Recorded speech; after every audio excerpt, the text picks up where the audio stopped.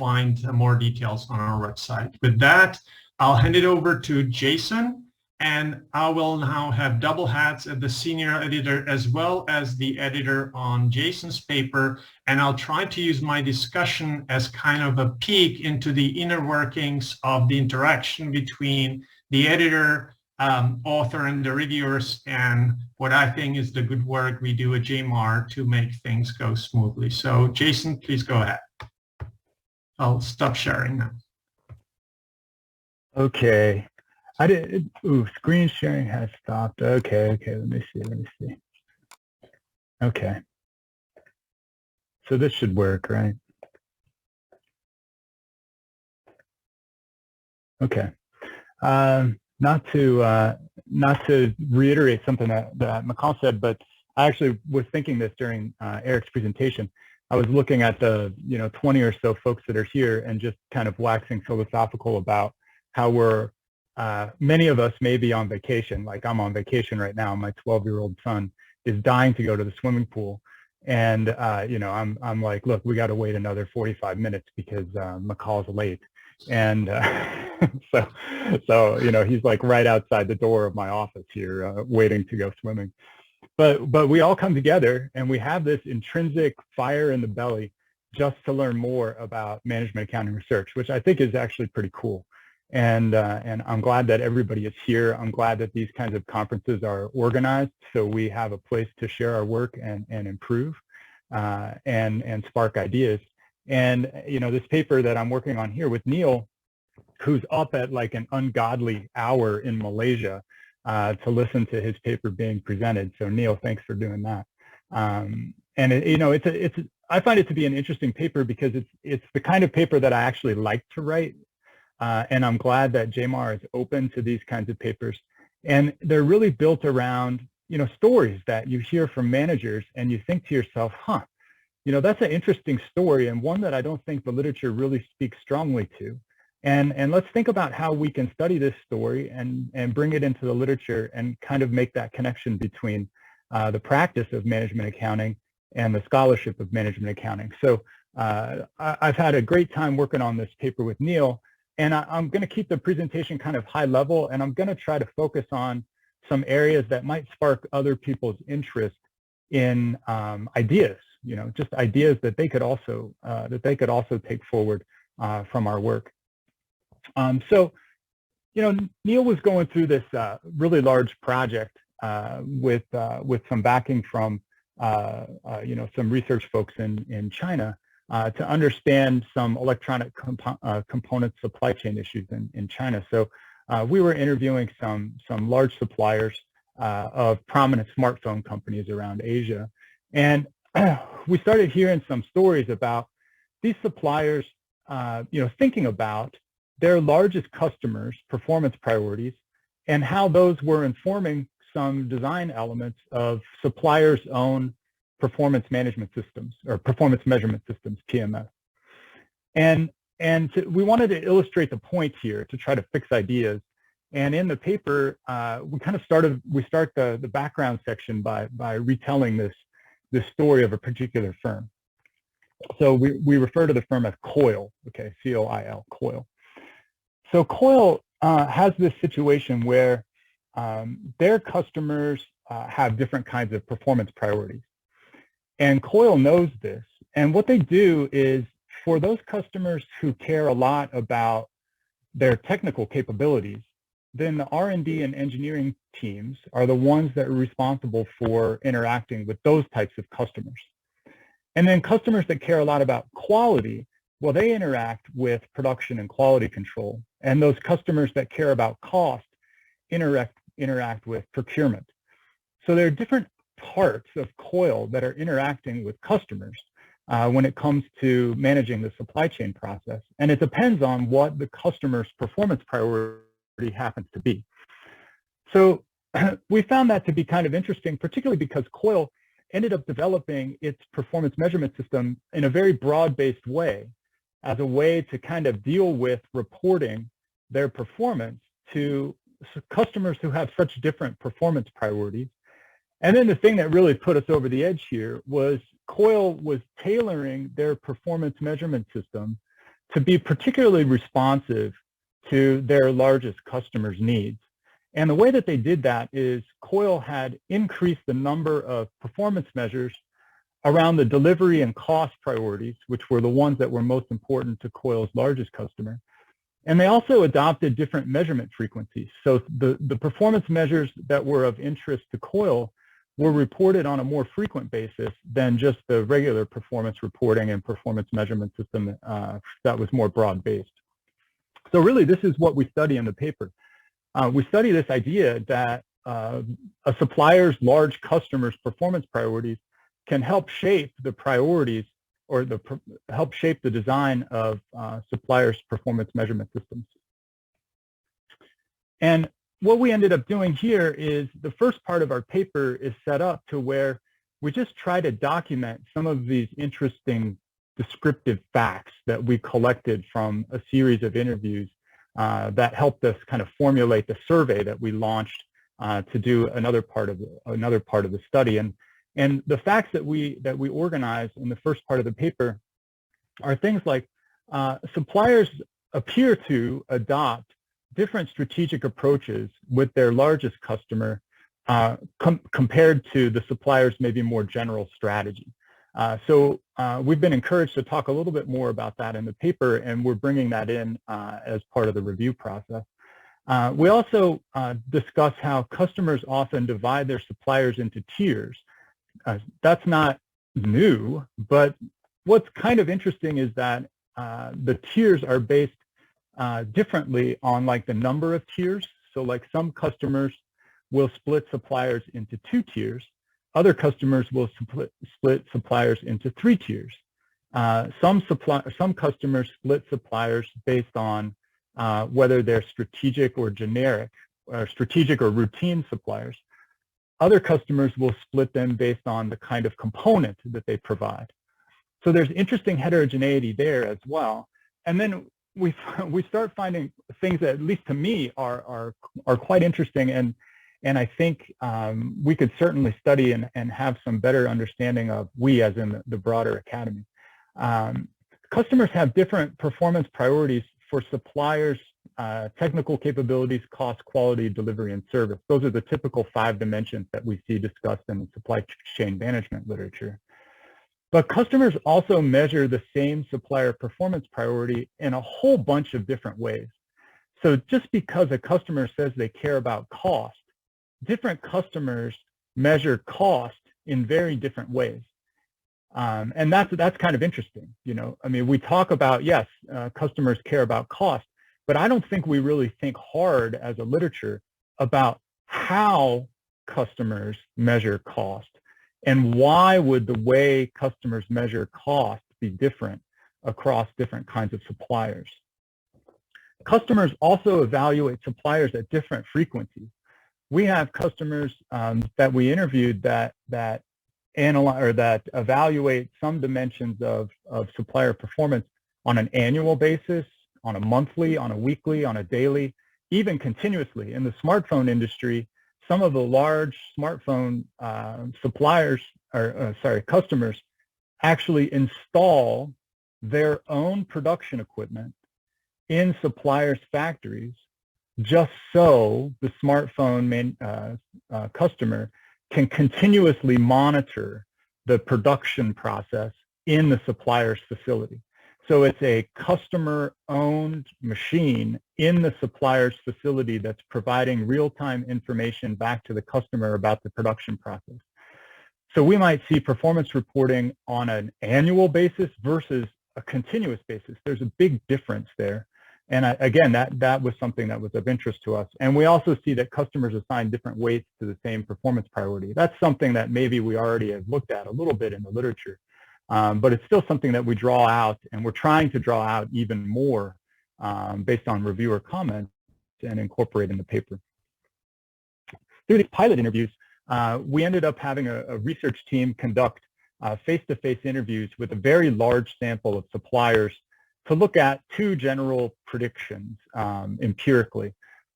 We posited that greater customer-supplier information asymmetry will be associated with the amount of alignment between suppliers' performance measurement systems and their customers' performance priorities.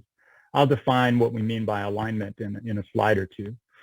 And then we also anticipated that greater partner interdependence will be associated with the degree of alignment between suppliers' performance measurement systems and their largest customers' performance priorities. So basically the way the paper is set up is we do these pilot interviews and get a sense of the richness of the situation, and then we try to use theory to test some ways in which we might see suppliers in different settings aligning their performance measurement system more or less closely with their customers, their largest customers' performance priorities. These face-to-face interviews were from about 1,000 suppliers, and the interviewers got the interviewees to complete a survey. These surveys and interviews were conducted at 29 electronic component trade shows across 5 or 6 cities in China, plus some follow-up interviews at factory locations. There's quite an extensive process put together to try to enhance the data quality of these face-to-face interviews. And we drew from prior work to come up with the survey questions and the ways that we were going to measure the variables of interest. And after we dropped some things, we end up with about 980 supplier respondents. So our sample is information drawn from 980 face-to-face interviews and the survey results conducted from those interviews. And most of the people, I mean, it's a trade show, so you might anticipate this, but most of the people that were interviewed had job titles from sales or general management functions. Okay. Now, on to alignment. What we're doing here is we tap into some of the strategy literature that tries to look at strategic fit.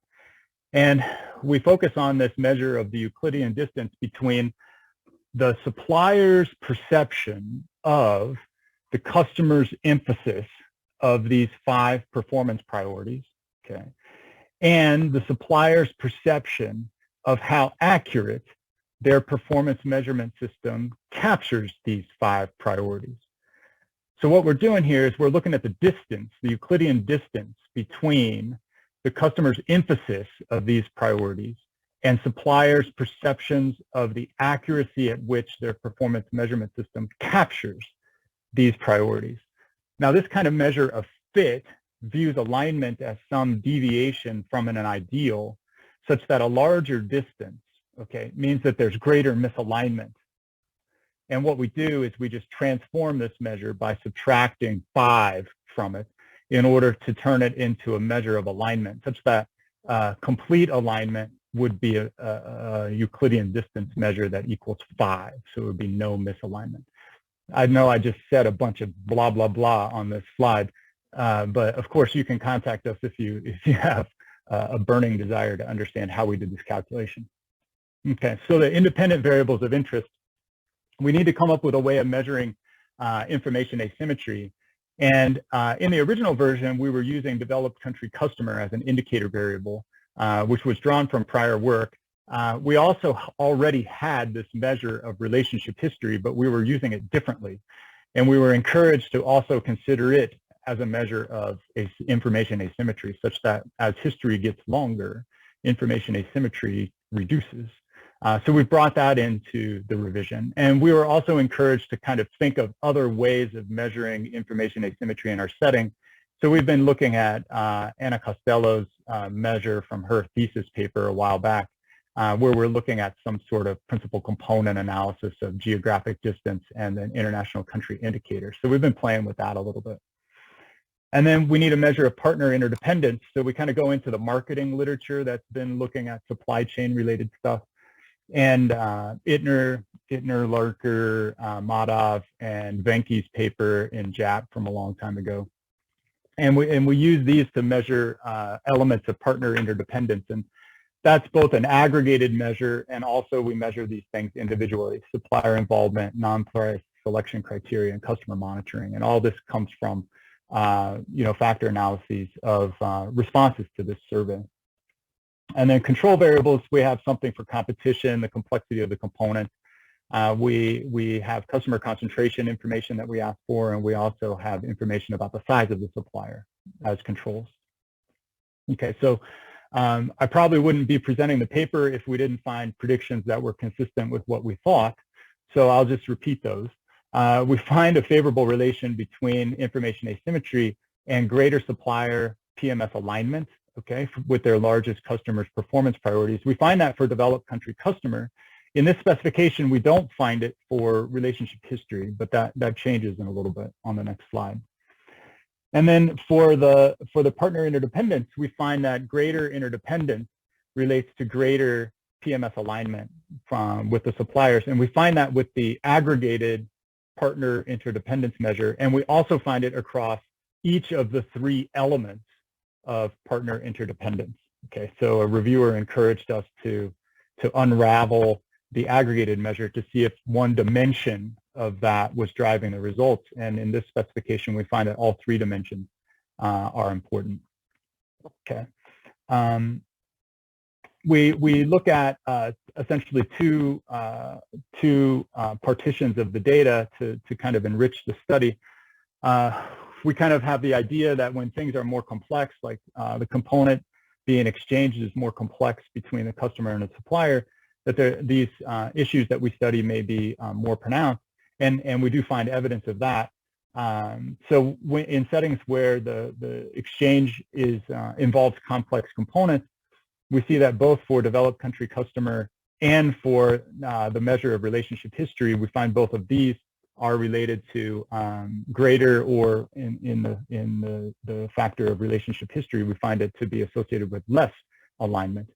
So those are 2 nice measures there. And then in these same kind of settings, we find nice evidence for partner interdependence being more pronounced in the exchange of complex components. And then the second of the 2 conditions we look at relates to customer concentration. So we find that our results are particularly pronounced when the customer concentration is higher. I think the cutoff we use in the paper is 10% right now. So in situations where concentration is greater, we find that our results are particularly more pronounced in that setting. This is an analysis that's in response to reviewers' interest in using customer concentration in this manner rather than just using it as a straight control variable. We've also been encouraged to disaggregate this PMS alignment measure into its 5 different components to see if one of the components was the one that was kind of driving the overall results. Preliminary evidence right now, I'm not sure we've finalized the model yet, but preliminary evidence suggests that just like in the original submission, we find similar results across each of the 5 individual alignment measures rather than the aggregated alignment measure.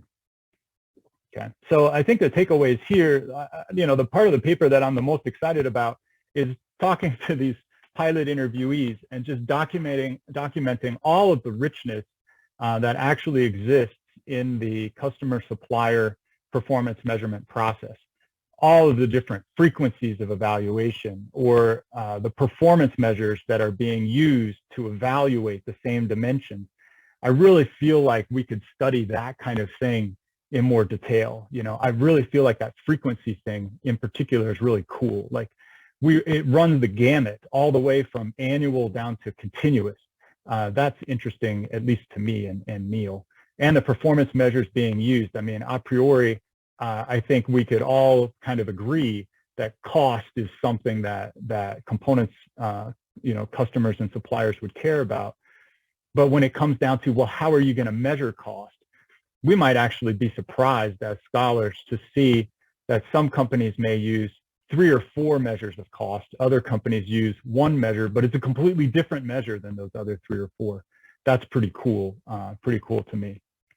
And then we also see that suppliers have a more aligned performance measurement system when their largest customers' performance priorities are in situations when information asymmetry is greater and when there's greater interdependence between the 2 partners. And this is particularly the case when customer concentration is higher and when the exchange involves more complex components. So, the general takeaway from the paper is, that story from Coil that I told at the beginning, it seems like there's something there, and actually on average there is an interplay between important customers' performance priorities and the design of suppliers' performance measurement systems.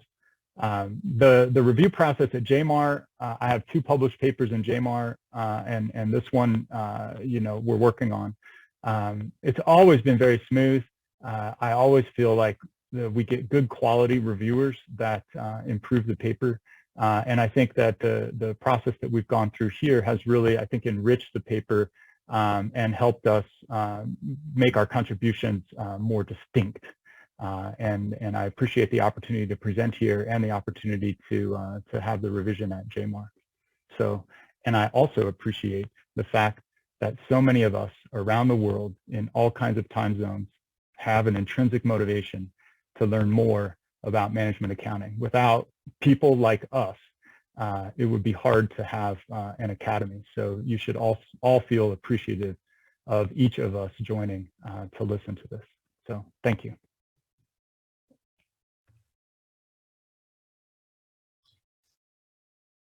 Thank you, Jason. I'll try to continue my screen sharing. Hopefully it works now.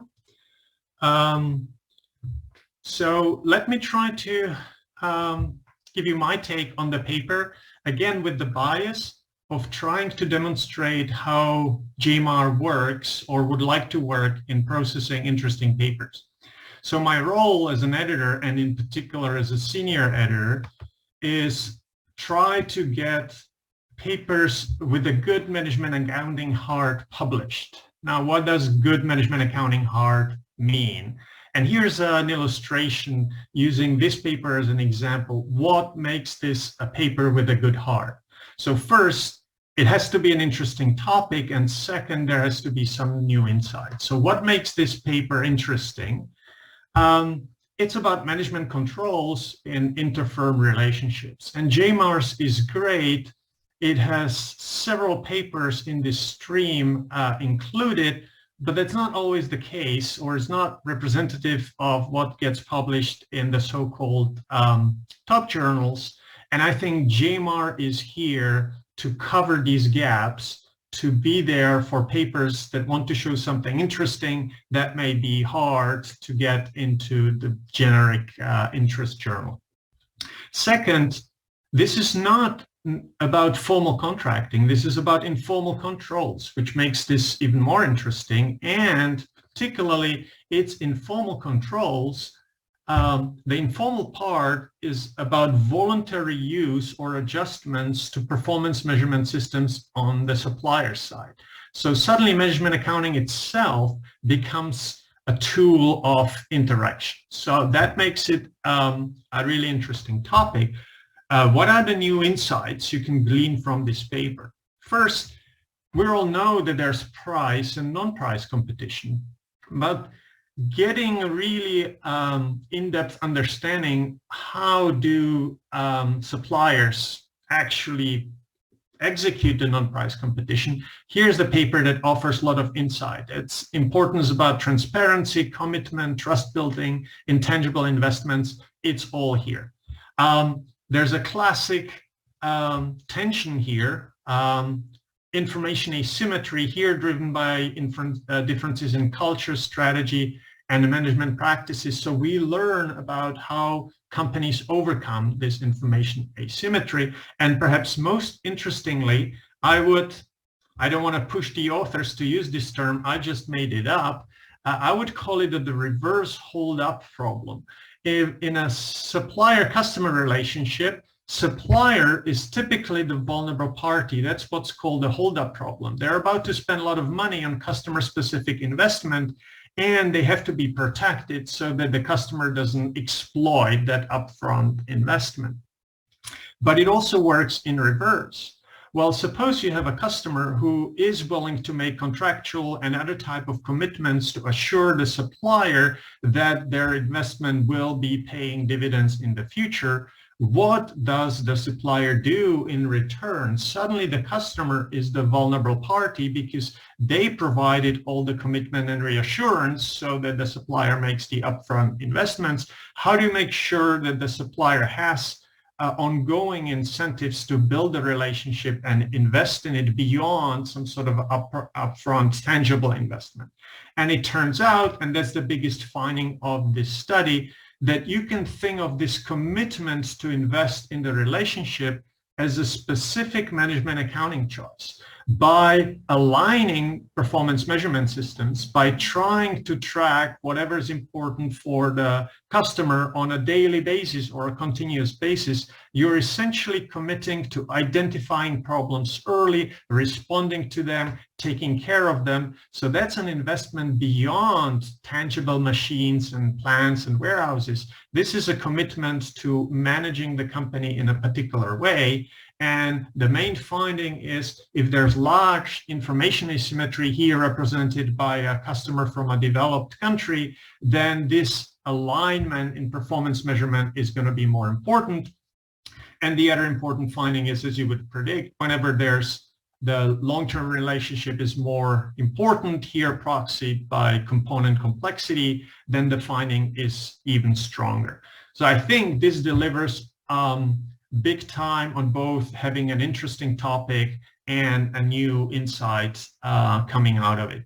So that's absolutely how you get the foot in the door. How do you get the buy-in from the editor?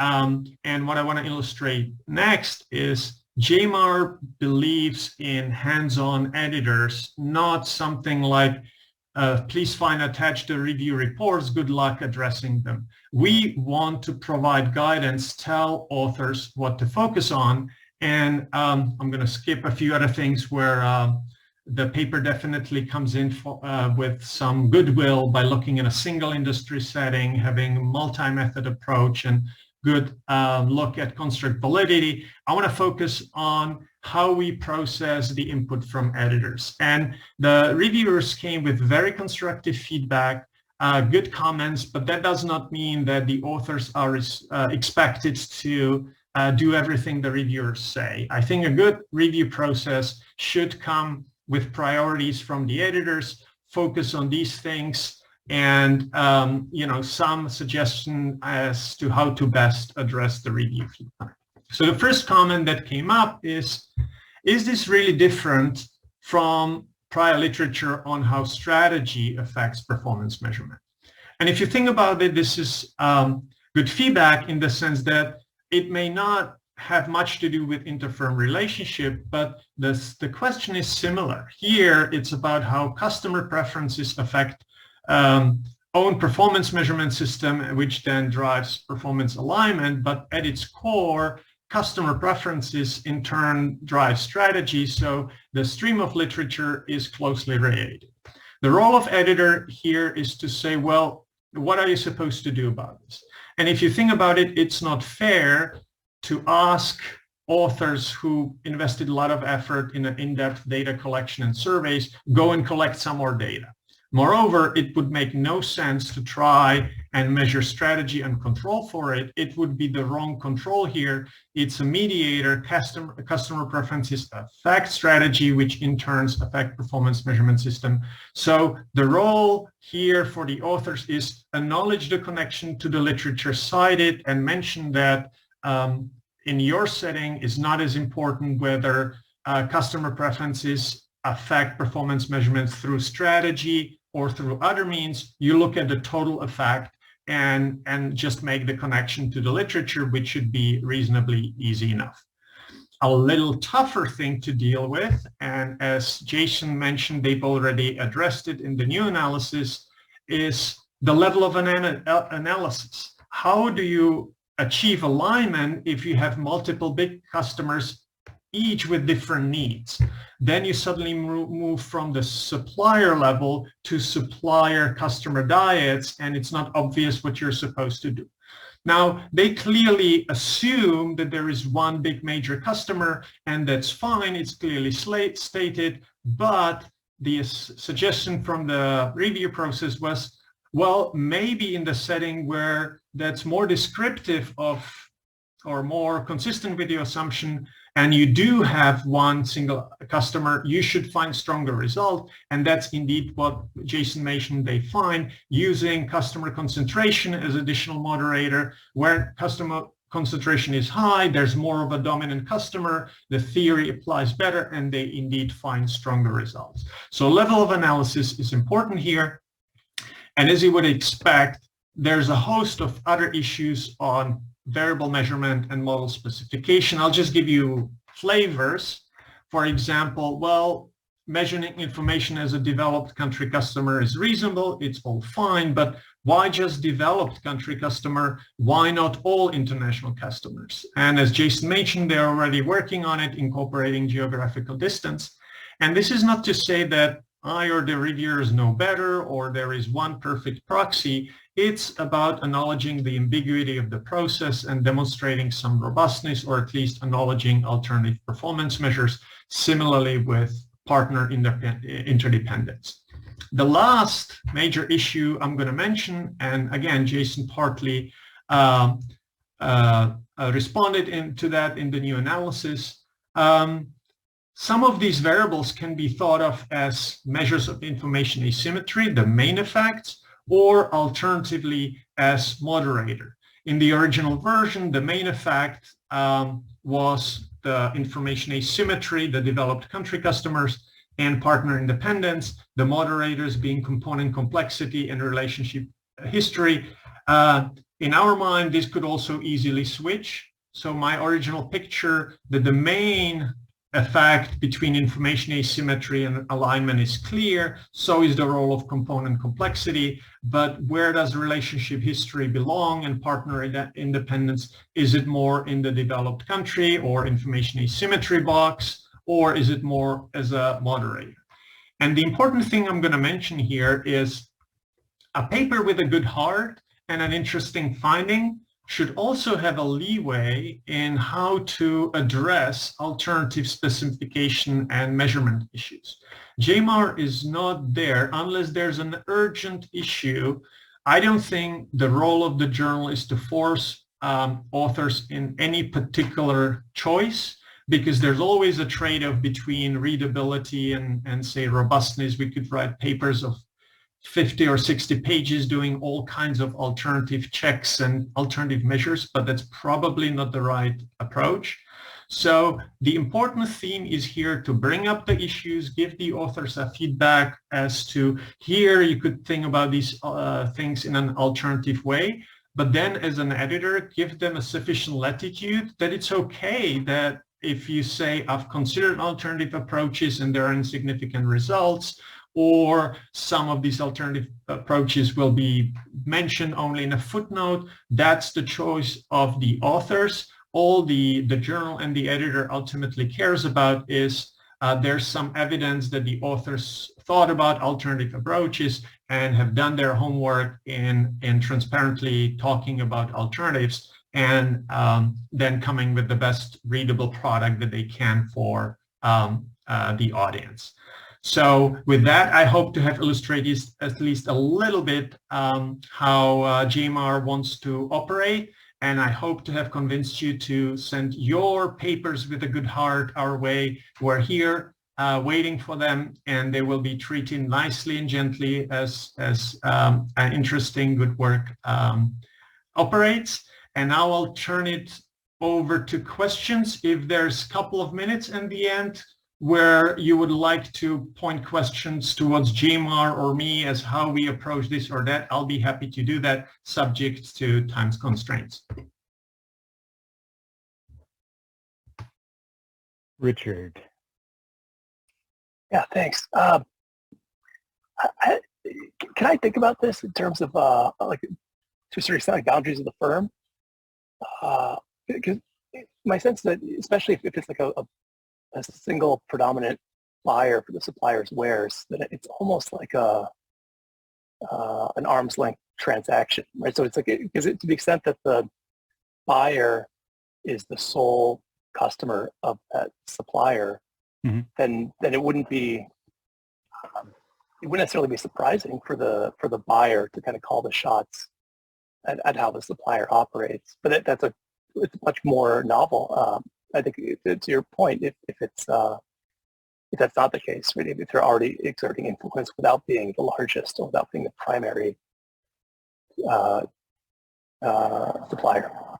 Yeah, I mean, I'll illustrate the point by abstracting away from this particular paper, because it's something that it's always stuck in my mind. So I wrote a paper about the apparel industry that's also appeared in GMARS with LMA Matsumura. And in that paper, we noticed that there was a company called Massimo, which had essentially one customer, Target. Okay, Target represented 92% of Massimo's sales, but yet Massimo was an independent company. Financial accounting rules, be that as they may, this isn't a fully consolidated separate entity, which always struck me as being odd. And so in that setting, to get to your point, it would seem that if a customer was 92% of your sales, that the customer is de facto calling the shots, like you said. And it's interesting to think, and the reviewers pushed us in this direction in our paper. It would be interesting to think about, well, what would a supplier do if you had 3 or 4 customers that were all 10% of your revenue?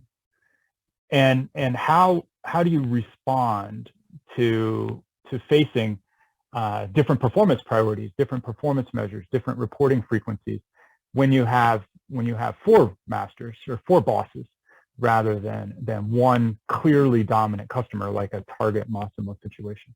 That's where I would hope that theory could give us some guidance on thresholds at which we would see this be more of a large company customer calling the shots versus thresholds under which suppliers are being responsive in order to maintain the business, for example. So there was a ton of work on this, I think in the early 2000s, late 90s, and it was when the Firestone tires were popping, right, and the Ford Explorers were tumbling. And so, because in that segment, that industry, the tire industry, I think it's exactly what you're describing, where the majority of the customers, the majority of the revenue might come from, 8 clients. So I don't know to what extent you I mean, I had a paper at some point about that stuff, but there was some awesome case studies at the time. Interesting. I mean, that's actually pretty. Yeah. That's actually pretty interesting, because in that apparel paper, one of the reviewer comments was, you need to replicate all of this in another industry. And, the apparel industry is just so unique. I don't believe the results. You need to have another industry. And they mentioned either toys or tires as the other industry to look at. So, I was taken by that tire industry. My dad made tires for 42 years at Goodyear, so I know a lot about the tire industry. And I was taken by that. And that would be a setting where I think you could look at some pretty interesting situations where, for instance, Goodyear is selling about equal amounts of tires to different automakers. And what does Goodyear do in that situation? And maybe that's a case study kind of thing. So what's slightly unique about that one, I'd say there's another example I think you might be able to pull into the current paper to kind of bring it to call even more attention to this. So with the Goodyear, with the Firestone, the issue became not just the features, but also the subsequent liability. And so that became a tremendous contracting variable, and so much so that if there was a ton of liability, the firms actually want to outsource or to spin that out. But now with the security risk associated with IT, what happens is that every single software manufacturer or every tool manufacturer is being asked to fill out these surveys to constitute like an ISO protocol that's being followed, and therefore their software is presumably not hackable. And so the users of that software's inputs are then asked to do the same thing and aggregate all downstream. And so right now, what you're seeing in the IT side is that this is super common, is that for all the suppliers to be continuously pushing this information back up either to a central source or back up to the buyer, because the buyer will immediately cut off the supplier if there's any suspicion that things are going sideways, like with the SolarWinds case last year. Mm-hmm, mm-hmm. Yeah, I mean, just the studies in general, kind of, when do the customers call the shots versus when do suppliers have some flexibility? I mean, my thesis paper was set in the petroleum products industry, and there were so many interesting things to look at in that industry. Like, the petroleum companies control the geographic territories that their petroleum product suppliers or providers can operate in, and they specifically in their contracts specify that they can't, that these distributors can't merge with each other in contiguous geographic territories, but they can merge with approval from the customer in non-contiguous geographic territories. There's all kinds of like cool stuff to think about, particularly when it comes to, when is the supplier kind of calling the shots and when is the buyer calling the shots. That I think is really fascinating kind of stuff for management accountants to look at, because some of it is a contracting issue, like contracts that say you can't merge in geographically contiguous territories, and non-contract, as McCall pointed out, non-contracting situations where maybe suppliers are trying to manage their business in a way that adheres to or follows what the customer is suggesting. Or, you could get in situations where the supplier's product is so valuable to the customer that the supplier actually holds all the power, even if the supplier is teeny tiny and the customer is gigantic. Situations where you would think that the power balance is different. I mean, I write papers all over the place, but I really think that inter-firm kind of papers are an interesting area for management accountants, because it has a lot of richness when you start peeling the layers. One of the things that I liked about that paper with LMA and the apparel industry was it got past just thinking of like customer concentration, and it tried to get to the idea of, well, are these benefits that we see from customer concentration, do they manifest from suppliers playing a particular strategy? Okay, like I'm a low cost supplier, so I'm by nature going to have high customer concentration, or is it because of some operational efficiencies that the supplier receives by having this large customer? And I think our paper can kind of speak to the operational things that go on inside of a supplier that might enhance their performance when they have a large customer. For instance,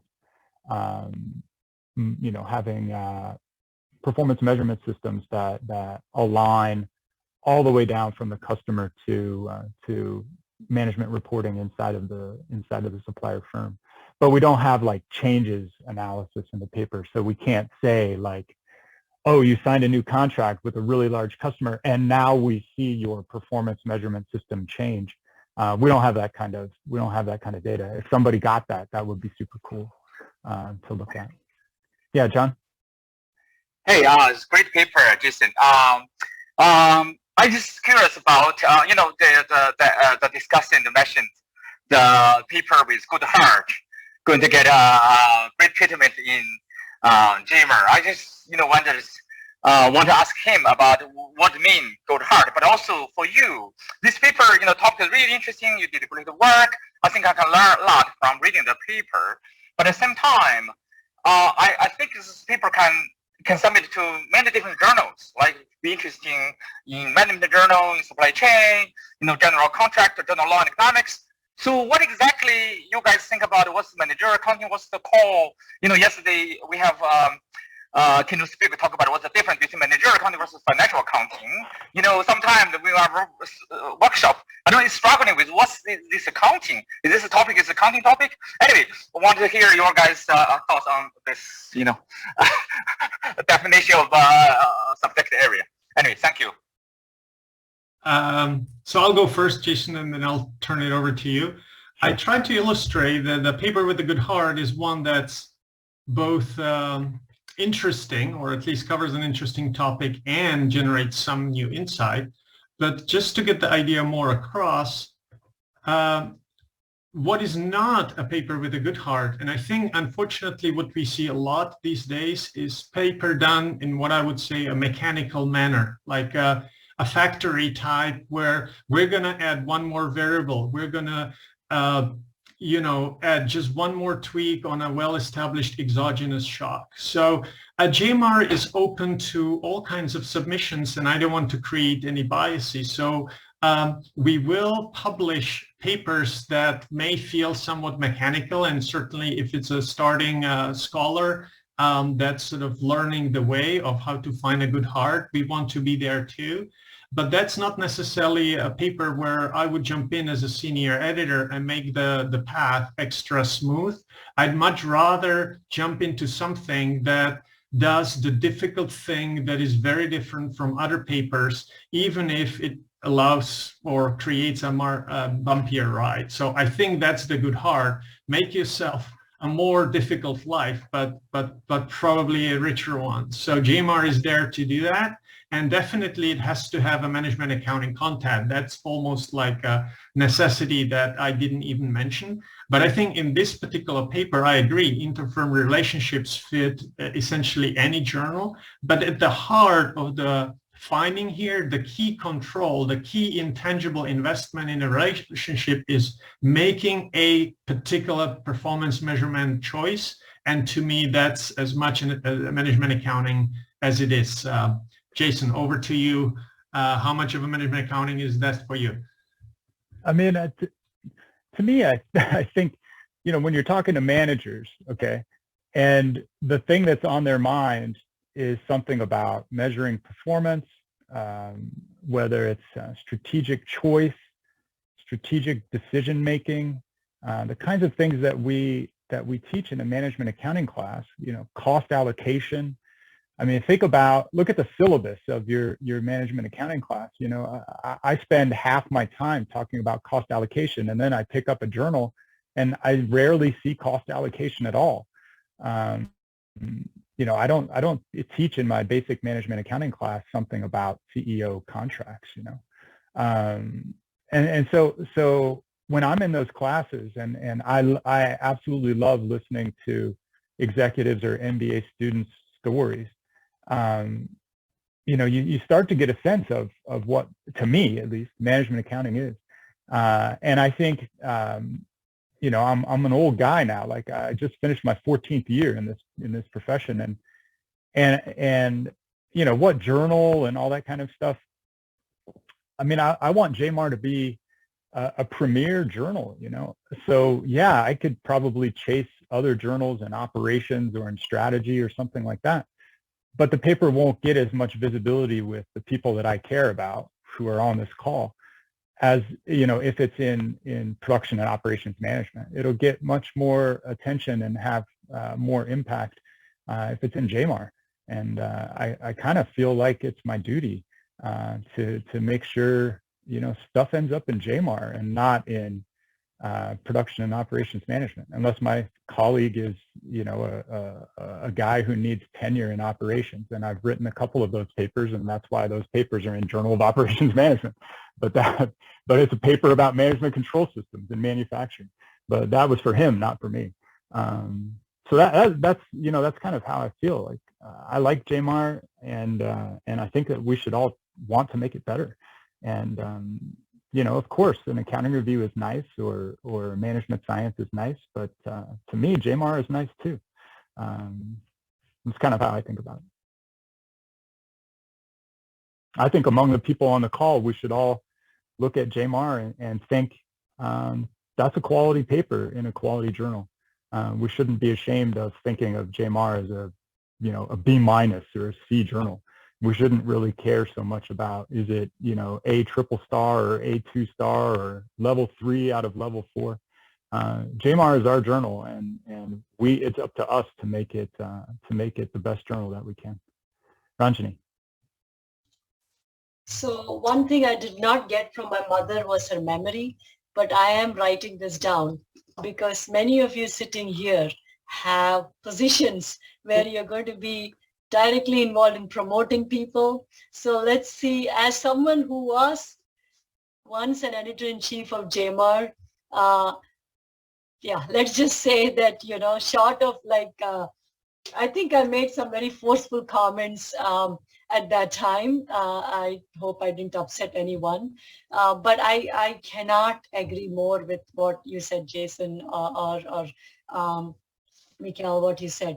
I wanted to react to two things. One was a comment that Jan made in the morning, which actually I've been mulling over the whole day. And I want to take it in the context of some of the things that I heard in the last couple years. Jan said that, when it comes to things like, just rephrasing, and I apologize if this is a misunderstanding, but I think what he was saying was that, when it comes to topics like DEI, like in the context of gender papers, this was being talked about.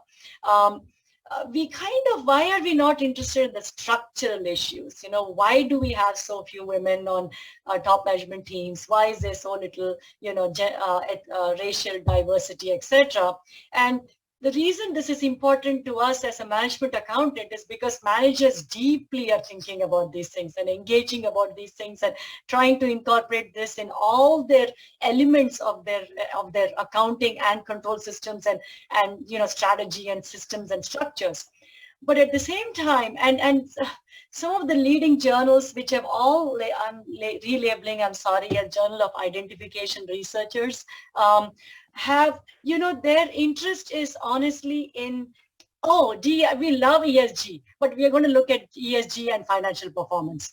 We just absolutely are committed to DEI. But look, this paper finds that DEI doesn't increase, quarterly ROE, and so having one woman on the board is reducing innovation by 0.0007%. So Ranjini, all these those European... are my 3 papers. All 3 of those are papers that I've written. You're insulting my own work. No, I'm sorry. No, I'm just saying that, I really took that. I just feel that although journals say they care about DEI or ESG right now, I don't think many of these journals are going to take those papers unless we, do some very strong identification, whatever that means, and show some short-term capital markets type, conclusion to that. And so that is one of the issues that I think we need to really, as a society, as an Academy of Management Accountants, we really need to address this issue.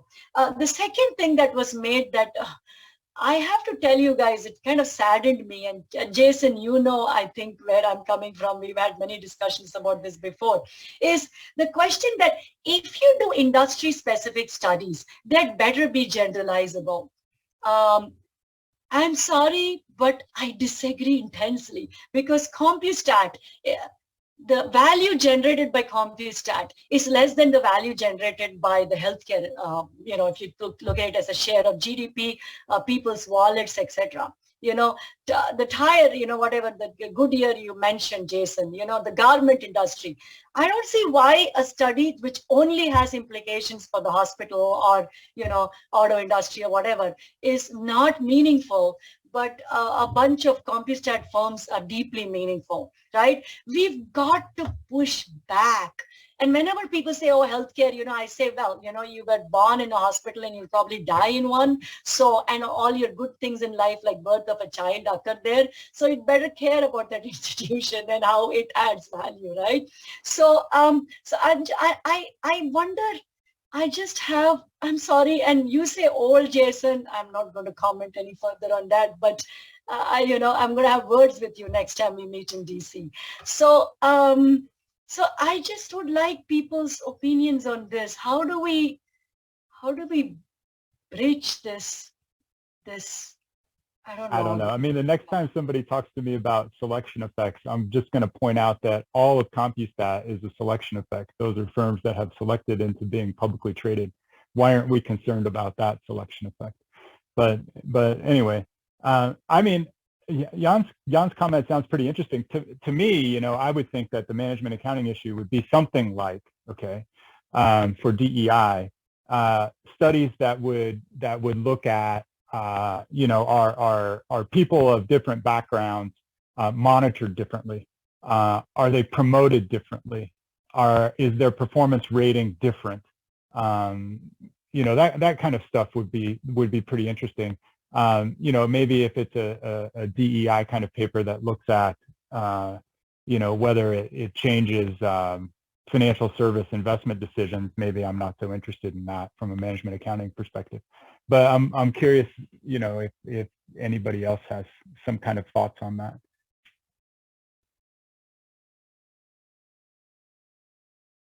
Same kind of thing with ESG. I actually did the last 6 lectures of my undergraduate cost accounting class this year were on sustainability issues, and I actually told the students, I need your help figuring this out. I'm showing you a frontier of management accounting work. Is this a management fad that's going to go away 5 years from now, or is this a structural change? And one of their 13 students voluntarily accepted half of their final exam to be the charge of redesigning the idea of the balanced scorecard to integrate sustainability into it. Students love that kind of stuff. I think that there's room for it. I was showing, I do a pretty standard cost allocation exercise where it's a company that has 3 products. And first we just do single stage allocations, and then I start showing them 2-stage allocations, and we build up to activity-based costing. And then I say, well, suppose, we use the social cost of carbon as the way to monetize the carbon emissions from this production process. Let's use activity-based costing or some kind of cost allocation procedure to allocate the cost of carbon across the products.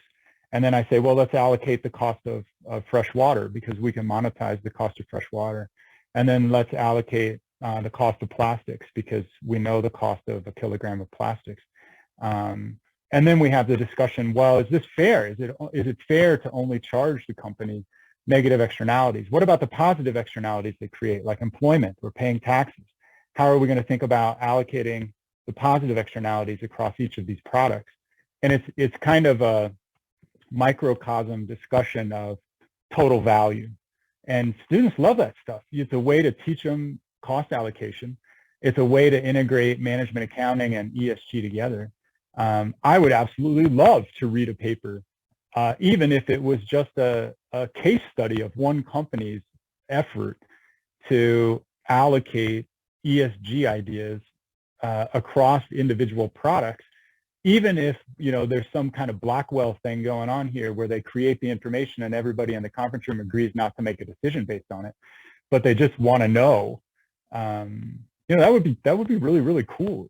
I mean, Shiva Rajgopal, he's got a thing floating around where he tries to do total value analysis of Coca-Cola, and if by the time you get through Coke's negative externalities, the market value of Coke, or the social value of Coke, is minus $1.44 trillion. Okay, if somebody went into financial statement analysis class and taught that, I think you would blow some students' minds with that kind of thing.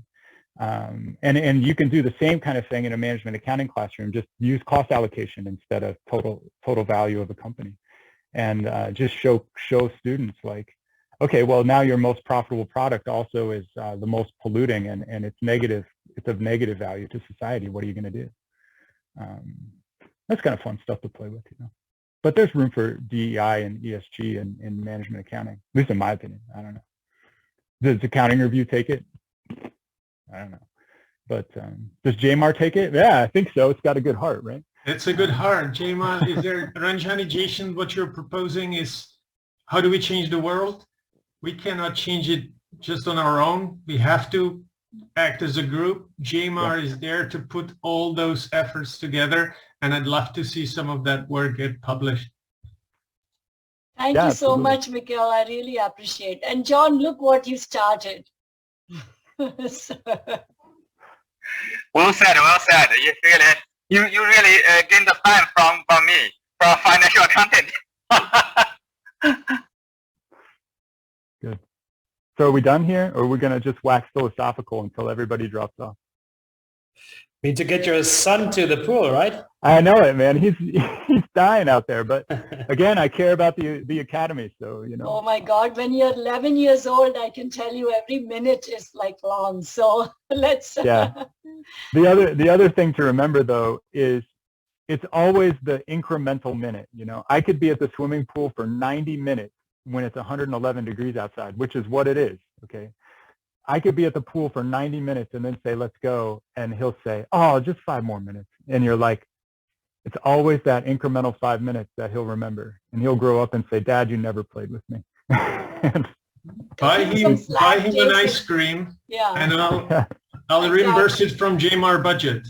Oh, amazing. That's amazing. nice. Okay. Okay, thanks everybody. See you guys. Have a good evening or Bye now. night. Bye. Thank you all.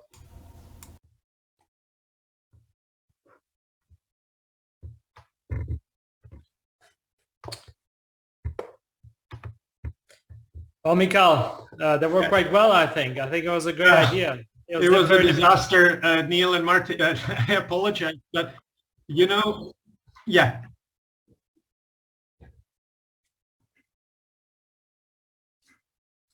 Sure. You know we what kept you a happened? little longer than, oh, sorry, Mikael, yeah. Yeah, something with the, it wouldn't work as a regular Zoom link for me. It forced me to sign in somehow, but the sign in didn't work because I was signed in my ASU Zoom account. There was no logic to it, but by some combination of logging, unlogging, and just experimenting, suddenly it worked in the end. But yeah, that was painful. Sorry about that. Okay, see ya. Good night.